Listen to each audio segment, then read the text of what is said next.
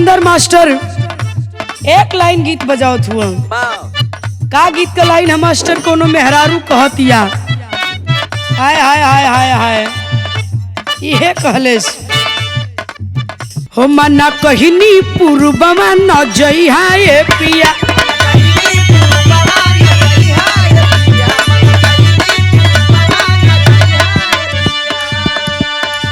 हो हाथे कवनो के पूछहु न खैया ये पिया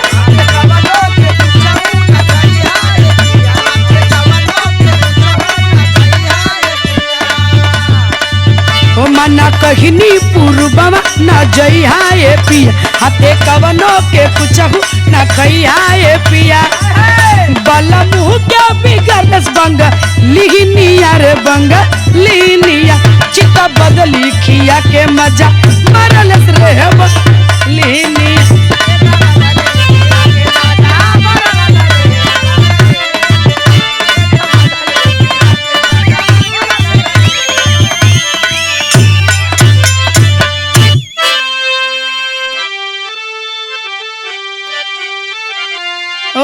बस बस गौर करेंगे एक छोटा सा प्रसंग साथियों से निवेदन है कि इस विरह में थोड़ा हास्य रस का आनंद लेंगे आप लोग।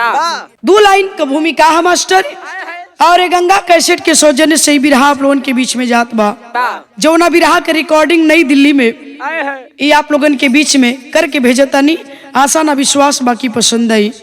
आइए मास्टर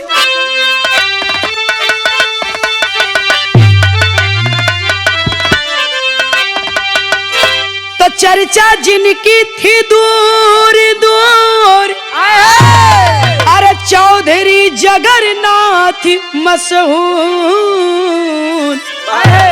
नूरपुर गांव रहा आरा में सुने बिहार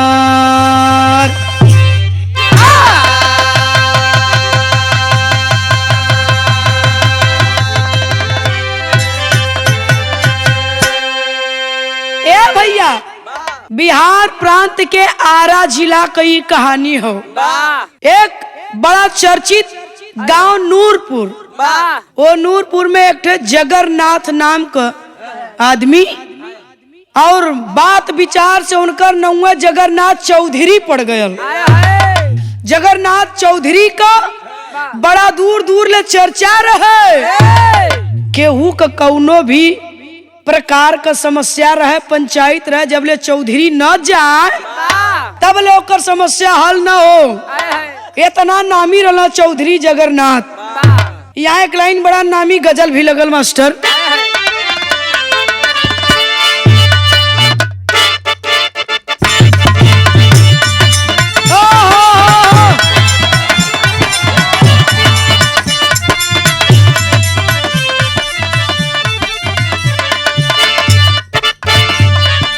आँख से छलका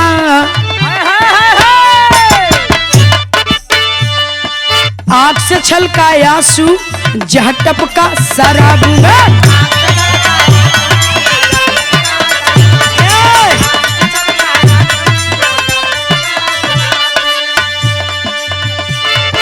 दिल में चुभा जो काटा दिल में चुभा जो काटा और दिल में चुभा जो काटा तो जा निकला गुलाब में आँख से छलका आंसू छटका शराब में शराब में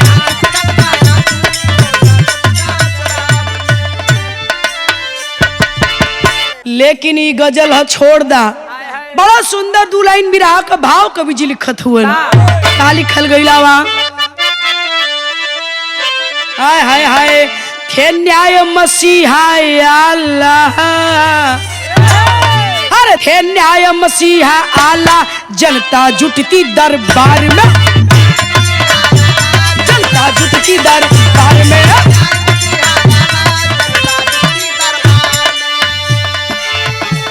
वो सत्य फैसला करते वो सत्य फैसला करते वो सत्य फैसला करते चर्चा थी गांव जवार में न्याय मसीहा आला दरबार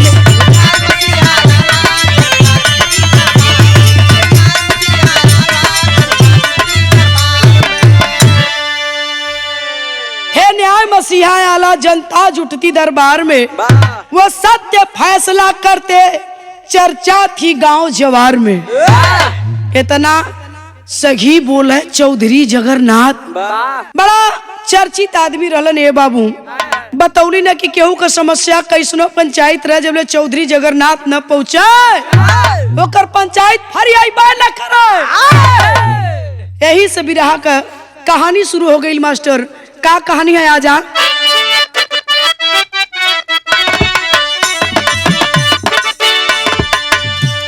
परिवार में के रहल, कवि जी लिखत हुवन कहानी में। आवा मास्टर।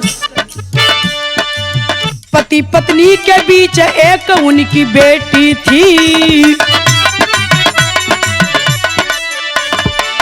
छोटा परिवार खुशी घर गृहस्थी छोटी थी। आए दामाद उनकी पत्नी ने सत्कार किया,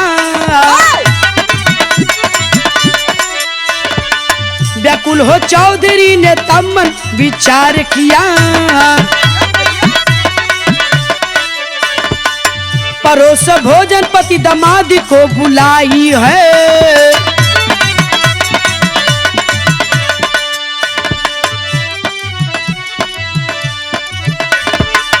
चौधरी चक्कर में ये कैसी बला आई है।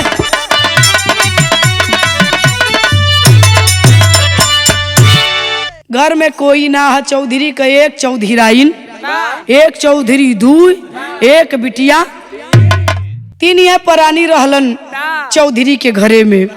बिटिया का जब बियाह कर दलन, अब 4 हो गई ना। 4 कैसे भइल? दमादन का ससुरारी में बड़ी सेवा होले। आया जइहा तो सास कही ए पाहुन आ जाए, अइला तो आ जा चाहिए बे। अरे इतना दुबराए गलू, आजकल तो हर माई खियोती होती ना कहा तनी 2-4 दिन सेवा बर्दाश्त, हम तो हर माई अइला। ऐसन माया फेंकी है दमादे के। अरे बाप रे बाप, बिटिया से बेसी दमादे के माया हो जाले सास के। अब देखा, अब वो आरते बिरते अपन जब मौका झोंका पावे तो ससुरारी चली आवे, चूंकि उनका सास बड़ा मानत रही चौधराइन। एक दिन दमाद चौधरी कहिला चली तनी ससुरार कह आई। जब ससुरारी अइला तो सच्चो उनकर सास सेवा करबे करे, खातिर भाव करबे करे। दमादे के चौचक सेवा करथी। आप पानी आयल, दाना आयल, मिठाई आयल, अपने मान का चौधरी का दमाद अपन खूब सेवा पानी नाश्ता जल जलपान करत हुआ। शनिवार का दिन है, सोचती चौधराइन कि दोपहर हो गल है, अब तो सब खाए पी भइला है, तो एक काम करी अपने दमादे के कुछ तनी हल्का फुल्का बनाए के खिया दे। बिरहा में एक लाइन तर्ज लगल पंचो का।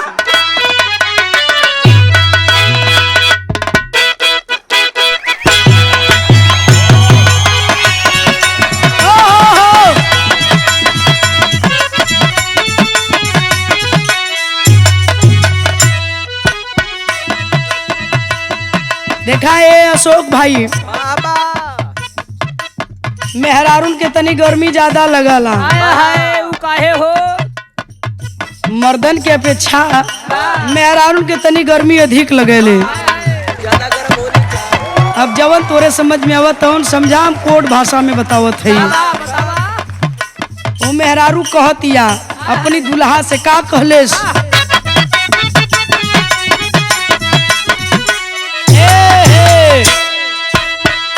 रतिया होले गरमिया ना डोले पवन वाना। ए पवन भाई होले गरमिया तुम्हारे गरमी के मारे दुल्हा मारे मारे दुल्हा सूतेला हो दुआरे, दुल्हा मुतेला हो दुआरे, दुल्हा मुतेला हो। जवान हम कहती वह न लोगन कहत हुआ, आपका कहानी है। हम जवान कली वह नहीं आप लोग कला है। हाँ तो वह कहा मारे गरमी के मारे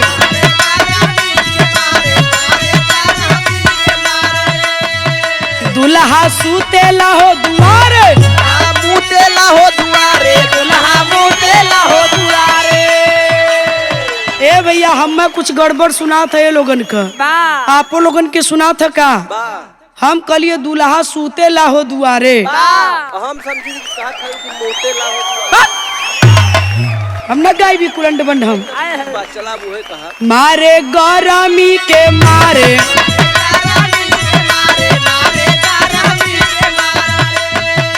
दूल्हा सूते लाहो दुआरे,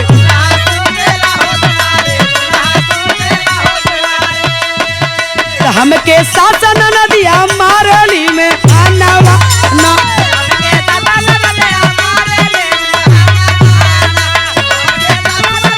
मारली।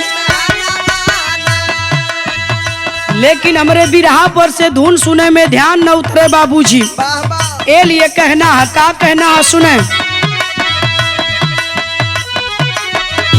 बाबा कहा ये पाहुन माना,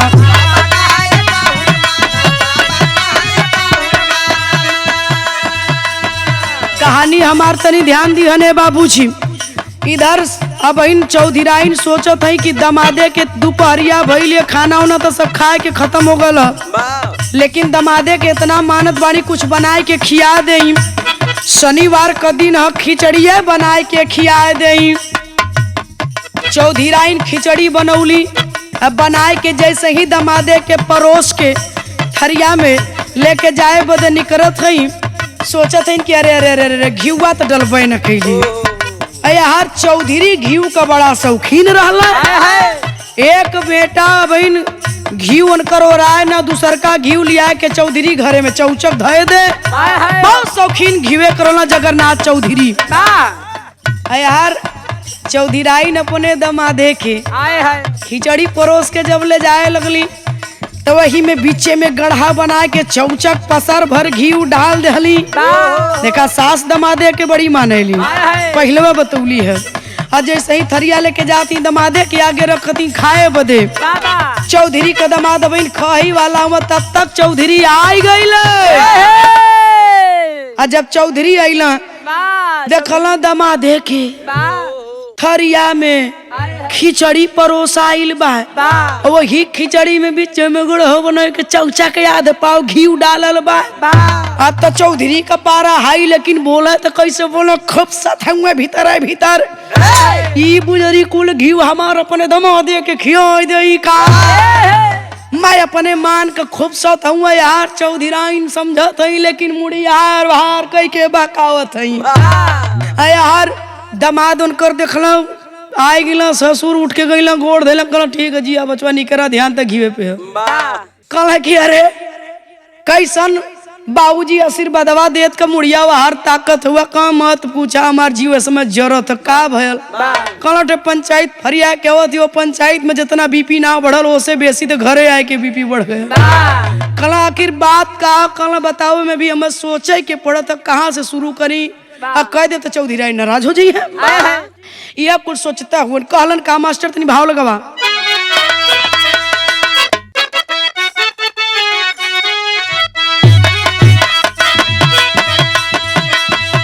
बाबा कहा ये पागुन,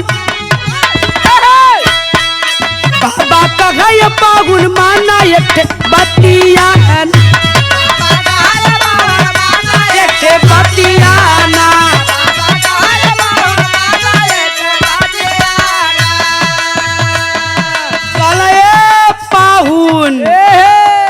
बुरा न माना तो हम जवन पंचायत फरियावा गल रही भाई, मरले कुल जवन दुई रोटी घरे से चौधराइन देले रही खाए के गल रही है, ओ पंचायत के फरियावा में वो दू रोटी हमार कुल निकाल ले। बड़ी जोर का भूख लगल है बचवा, ए चौधराइन एक थरिया मऊ के लिए तू करे, हम तोरे बदे ना बनौले रही है, हम अपने दमादे बदे बनौले रही है, अब ना हो बात साफ सुना, अब ना हम अपने दमादे बदे बनौले। कहला तब ये बाहुन अगर बुरा न मनता तो हम कोई में दुई कवर शामिल के खिया देता। अब पाहुन कैसे मना करे ससुर की अपने, कहले नहीं है बाबू अब मन कवन इजाजत वाली बात बा, उठारे ना बटी आवा बैठा, एक कोरे से तू टरकावा एक कोरे से हम टरकाई, बैठ गई ना भयल का मास्टर ला।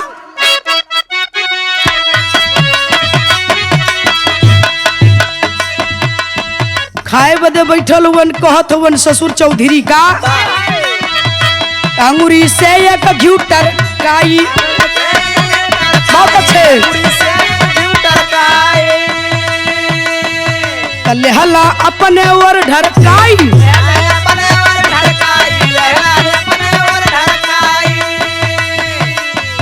तपाई समझ न लइका काय कर औकातिया खाना।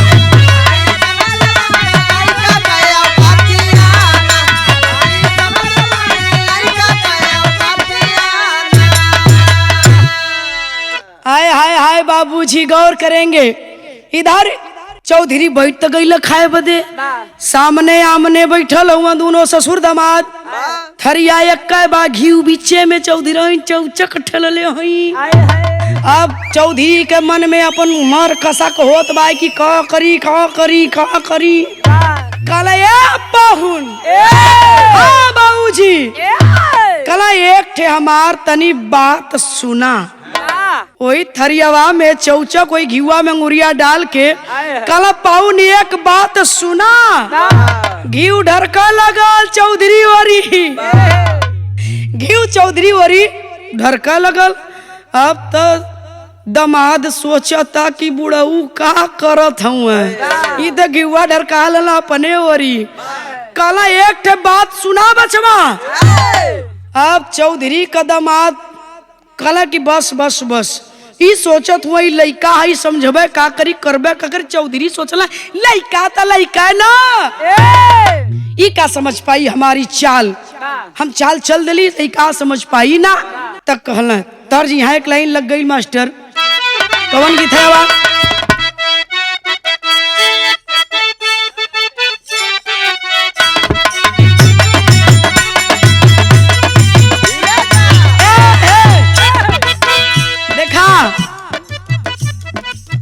वो 3:30 बजे, वो 3:30 बजे, 3:30 बजे मुन्नी जरूर मिलना। 3:30 बजे, 3:30 बजे मुन्नी जरूर मिलना। 3:30 बजे मुन्नी जरूर मिलना। ए बौरई बा हमारा नाव नीतूराज है। अरे लब की उल्टी जाइबा सुना। जब एक खोदी दहला तो एक लाइन सोचत ये न गरियाई दे का कभी जी गरिया दे का आप लोगन का मन है ना। अब न देखा गरियाई हमारा नाव नीतूराज है। हो चना जोरी गरम, हो चना जोरी गरम बाबू मलाई मजेदार। चना जोरी गरम,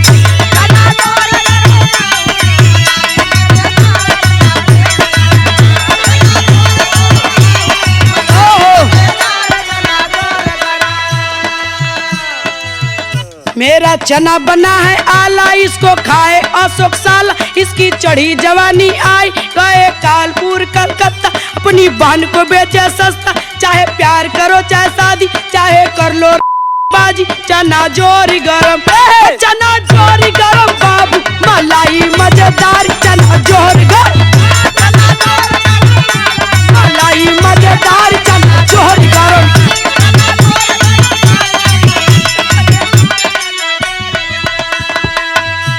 ऐसन ऐसन गाड़ी नीतूराज के कई ठे जेबा में कुल में भरले हिला।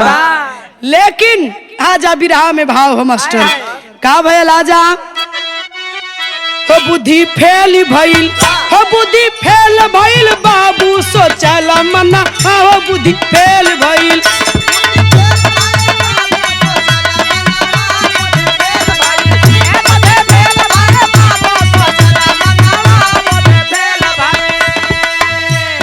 थाली में दुई गो बनाए नाली। इ त पहिला ही बार करल खाली। बुद्धि फेल भइल, हो बुद्धि फेल भइल बाबू सोचल मन मार। बुद्धि फेल भइल,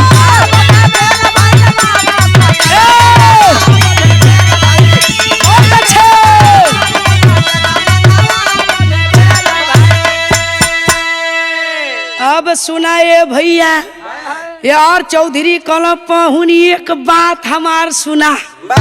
तबले यार चौधरी का दामाद कहला कि बस बस बाऊ फसावत हुआ ई सोचत हुआ लइका बूझ न पाई। कल ये बाऊ तू एक बात के बात करत हुआ एक ठना दुई बात कहा। वो एक हाथे अंगुरी बनौना चौधरी एक हाथे से लकीर खिंचले एक अंगुरी से यार वो दोनों अंगुरिया लगा दहलस के चौधरी का दामाद आई दोनों अंगुरिया लगा कल दुई बात कहा। अब दोनों अंगुरी का जौन गढ़ा बा ढर ढर ढर ढर ढर ढर ढर घी सकता। चौधरी का बुद्धि फेल। चौधरी कहे न ये भगवान हम एक बात कहे कहा तो दुई बात कहा अब तो करे में दुई नरी बनी गई है। अरे दोनों नरिया में घिवा जाता बुद्धि फेल है चौधरी का। कल ये पाहुन सुना अब तो पाहुन सुने के का घी डरका शुरू कर पर चापा शुरू करत हुआ। हाँ बाबू बोला हाँ बाबू बोला चपले जात हुआ। भैल का मास्टर तनी सुना तो पहपट में लगवा भाव है।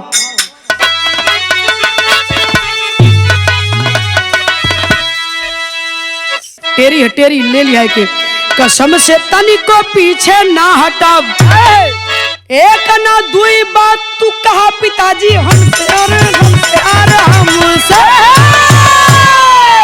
काला तनी को पीछे ना हटब तू एक बात कह तो दुई बात कहा। तब चौधरी कहला का कहला पापट लगला कहा कि बाहुन तीन ठे मोर अरे दुश्मनवा मनवा शंका में अल्लाह गाता की खतली है मोर जनवा मनवा शंका में।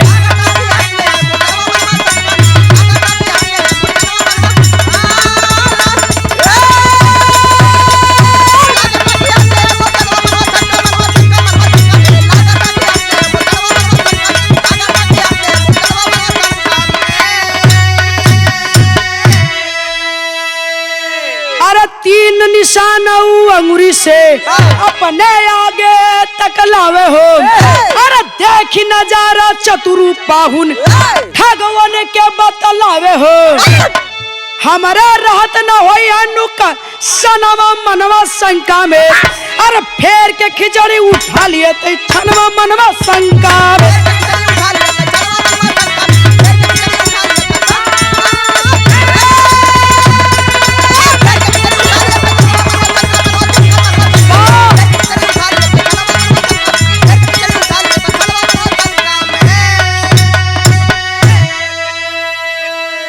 गौर करेंगे बाबूजी जब दू अंगुरी यार चौधरी का दामाद अपने ओरी कहला बाबू एक बात ना दुई बात कहा।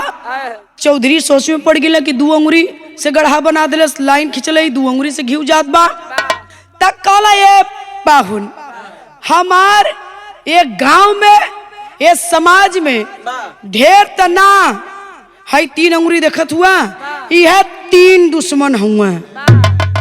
अब चौधरी ओरी एक लाइन पहले के बनल तीन ही चार लाइन हो गई। अब चारों नारी में से ढर ढर घी ढरकल चल जाता। देखला चौधरी का दामाद कल बुढ़वा बड़ा चलाक हम्मा निजभर बकचोद समझत एकदम हम बकचोद ही का एक नजर में पाउन हमार तीन दुश्मन हुए सुनत सुनत सुनत घी ढर के तो घी लौकत बा। चौधरी यार अपन कह के अपन हाली हाली सपेटा शुरू लपेटा करत वो कला ये बाबूजी रुका रुका रुका कला का भैल बचवा कला रुका रुका हमारे एक बात सुना का कला चौधरी का दामाद आल्हा लगवा मास्टर था कहावत आज भी सही है कवि जी लिखत वन का कहावत है वहाँ अरे कौआ से ज्यादा हो का बेलवा होला माहिर बाब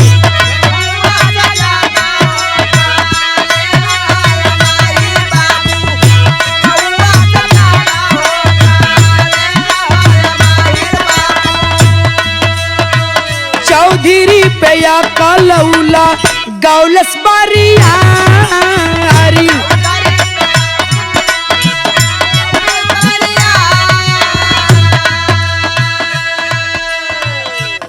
दियल घीव कहल ऐसे पीसी पीसी बाबू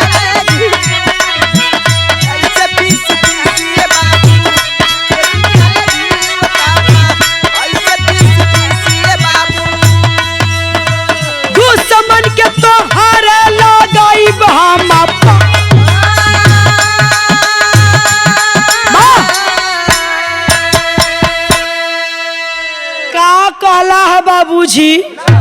कहला ये बचवा, अरे हमार ढेर ना ये गांव समाज में या 3 दुश्मन हुवन। कहला बाबूजी का बात रुका रुका रुका, हम तोहार दामाद हैला, तोहार दामाद हैला, अपने दामादे कितना हल्का में मतला। कहला का करबे कर, थरिया छोड़ा। चौधरी थरिया छोड़ देना, उठौले थरिया एक हाथे में, एक हाथे से ओके मिलौले चौचक खिचड़ी घी एक में मिलाए के चौचक के। कल यही तरह जैसे घिवा खिचड़िया पी गईली ना, ऐसा तोरे कुल दुश्मनन के 3 के पीस के पी जाओ। चौधरी कल अब नहीं, अब बनल कहत बा। आखिरी लाइन लगो मास्टर तो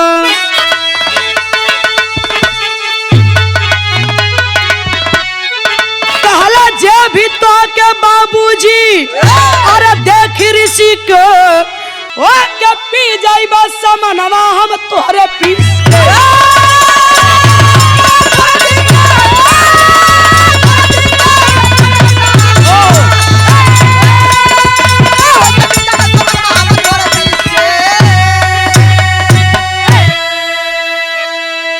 कला ये बाबूजी जैसे ये खिचड़िया पियली है ना, यही तरह तोरे 3 दुश्मन के हम पीस के एकदम पी जाओ। तब तो जाना कि असल चौधरी का हम दामाद हैला। क्या पूछत हुआ? कलो बस बचवा पी गईला, हम जान गईली पी गईला, हम जान गईली कि तू पी जाइबा। अरे जब भाई पी गईला तू हो पी जीबा, जान गेली। हम धन्य हैला तोरे जिसन दामाद पाई के। ए लिए पुरनिया कले हो कि कौआ से ज्यादा चलाक ओकर कबेलवा होला। केहू के कबो हल्के में ना लेवे के चाहिए, कबो कोई के हल्का में मत लिया कि हमार करबे का। ऐसा मत सोचिया बाबू, ये दुनिया में एक से बढ़कर एक लोग हुए। ये बिरहा का शीर्षक मिली बाबूजी, ससुर दामाद का खेल चौधरी भय फेल। ये इसका शीर्षक मिलेगा। जो भी त्रुटियां हुई होंगी हमें क्षमा करेंगे। ये गंगा कैसेट के माध्यम से ये बिरहा आप लोग को सुनने की मिली। अब मास्टर आखिरी लाइन, गुरु बिहारी गुरु रमन ऐसे थे इसी वतन में, अरे श्यामा सीताराम जी विश्वनाथ के मन में, कसम से तनिको पीछे ना हटब, नीतू सिया राम स्वामी चर्चा आश्रम से, कसम से तनिको पीछे ना हटब,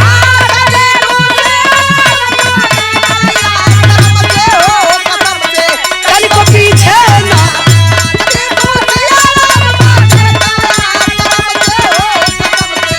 लगा ले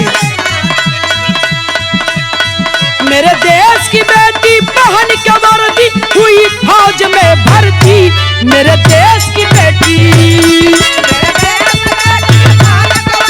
हुई फौज में भर्ती,